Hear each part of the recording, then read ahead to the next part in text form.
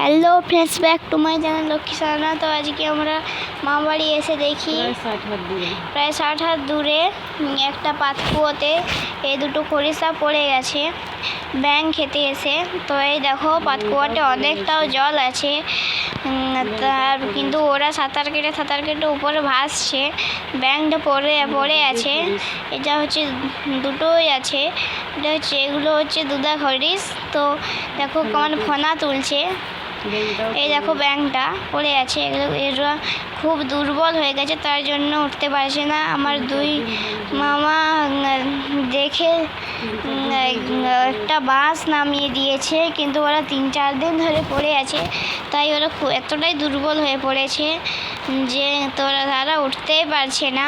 তো আমার দুই মামা একদম লুকিয়ে একদম গোপনে একটা লম্বা বাঁশ নিয়েছে আর একটা গুঞ্জাল বেঁধে পর ওদের ছেঁকতে গেছে। তখন একটা সাপকে দেখছি নেই, ওনারা ঘুরতে গিয়ে এসে দেখছে আরেকটা সাপও ভেসে উঠেছে।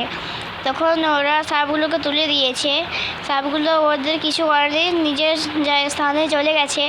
তো ওরা ভালো কাজ করেছে না খারাপ কাজ করেছে তোমরা অবশ্যই কমেন্টে জানিও।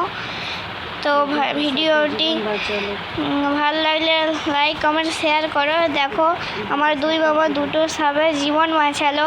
তোমরা অবশ্যই কমেন্টে জানিও এই কাজটি ভালো করেছে না খারাপ করেছে। এই দেখো ওদের জীবন বাঁচিয়েছে। তো কার ভিডিওটি ভালো লেগেছে লাইক কমেন্ট শেয়ার করো। Bye bye, tata.